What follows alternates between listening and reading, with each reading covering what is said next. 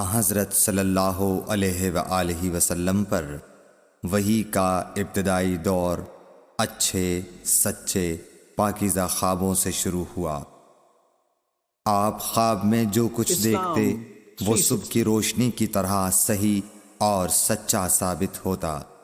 پھر من جانب قدرت آپ تنہائی پسند ہو گئے اور آپ نے غار حرا میں خلوت نشینی اختیار فرمائی اور کئی دن اور رات وہاں مسلسل عبادت اور یاد الہی و ذکر میں مشغول رہنے لگے۔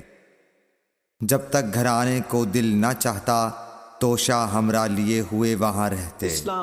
توشہ ختم ہونے پر ہی اہلیہ محترمہ حضرت خدیجہ رضی اللہ تعالی عنہا کے پاس تشریف لاتے اور کچھ توشہ ہمراہ لے کر پھر وہاں جا کر خلوت گزین ہو جاتے۔ یہی طریقہ جاری رہا یہاں تک کہ آپ پر حق منکشف ہو گیا اور آپ غار حرا ہی میں قیام پذیر تھے کہ اچانک حضرت جبرائیل علیہ السلام آپ کے پاس حاضر ہوئے اور کہنے لگے کہ اے محمد پڑھو۔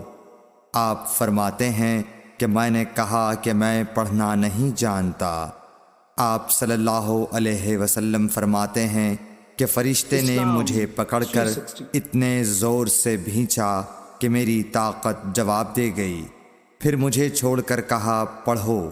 میں نے پھر وہی جواب دیا کہ میں پڑھا ہوا نہیں ہوں۔ اس فرشتے نے مجھ کو نہایت ہی زور سے بھینچا کہ مجھ کو سخت تکلیف محسوس ہوئی۔ پھر اس نے کہا کہ پڑھ۔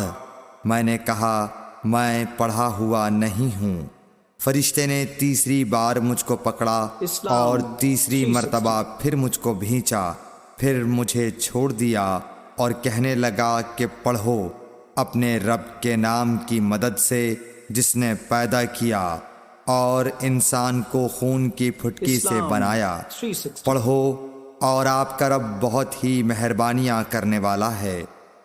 بس یہی آیتیں آپ حضرت جبرائیل علیہ السلام سے سن کر اس حال میں غار حرا سے واپس ہوئے کہ آپ کا دل اس انوکھے واقعے سے کانپ رہا تھا۔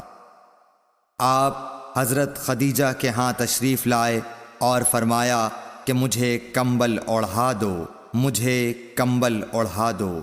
لوگوں نے آپ کو کمبل اوڑھا دیا۔ جب آپ کا ڈر جاتا رہا تو آپ نے اپنی زوجہ محترمہ حضرت خدیجہ رضی اللہ تعالی عنہا کو تفصیل کے ساتھ یہ واقعہ سنایا اور فرمانے لگے کہ مجھ کو اب اپنی جان کا خوف ہو گیا ہے۔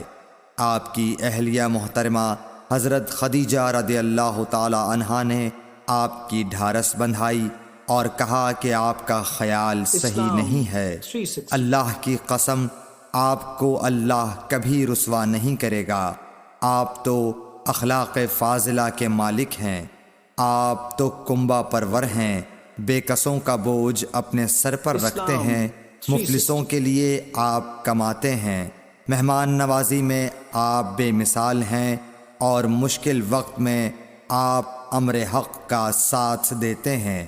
ایسے اوصاف حسنہ والا انسان یوں بے وقت ذلت و خواری کی موت نہیں پا سکتا۔ پھر مزید تسلی کے لیے حضرت خدیجہ رضی اللہ تعالی عنہا آپ کو ورقہ بن نوفل کے پاس لے گئیں جو ان کے چچا زاد بھائی تھے اور زمانہ جاہلیت میں نصرانی مذہب اختیار کر چکے تھے اور عبرانی زبان کے کاتب تھے۔ چنانچہ انجیل کو بھی حسب منشائے خداوندی عبرانی زبان میں لکھا کرتے تھے۔ انجیل سریانی زبان میں نازل ہوئی تھی، پھر اس کا ترجمہ عبرانی زبان میں ہوا۔ ورقہ اسی کو لکھتے تھے۔ وہ بہت بوڑھے ہو گئے تھے، یہاں تک کہ ان کی بینائی بھی رخصت ہو چکی تھی۔ حضرت خدیجہ رضی اللہ تعالی عنہا نے ان کے سامنے آپ کے حالات بیان کیے اور کہا کہ اے چچا زاد بھائی، اپنے بھتیجے محمد صلی اللہ علیہ وسلم کی زبانی ذرا ان کی کیفیت سن لیجئے۔ وہ بولے کہ بھتیجے آپ نے جو کچھ دیکھا ہے اس کی تفصیل سناؤ۔ چنانچہ آپ صلی اللہ علیہ وآلہ وسلم نے از اول تا آخر پورا واقعہ سنایا، جسے سن کر ورقہ بے اختیار ہو کر بول اٹھے کہ یہ تو وہی ناموس معزز رازدان فرشتہ ہے جسے اللہ نے حضرت موسیٰ علیہ السلام پر وحی دے کر بھیجا تھا۔ کاش میں آپ کے اس عہد نبوت کے شروع ہونے پر جواں عمر ہوتا، کاش میں اس وقت تک زندہ رہتا جب کہ آپ کی قوم آپ کو اس شہر سے نکال دے گی۔ رسول کریم صلی اللہ علیہ وآلہ وسلم نے یہ سن کر تعجب سے پوچھا کہ کیا وہ لوگ مجھ کو نکال دیں گے، حالانکہ میں تو ان میں صادق و امین و مقبول ہوں؟ ورقہ بولا، ہاں یہ سب کچھ سچ ہے، مگر جو شخص بھی آپ کی طرح امر حق لے کر آیا لوگ اس کے دشمن ہی ہو گئے ہیں۔ اگر مجھے آپ کی نبوت کا وہ زمانہ مل جائے تو میں آپ کی پوری مدد کروں گا، مگر ورقہ کچھ دنوں کے بعد انتقال کر گئے، پھر کچھ عرصے تک وحی کی آمد موقوف رہی۔ صحیح بخاری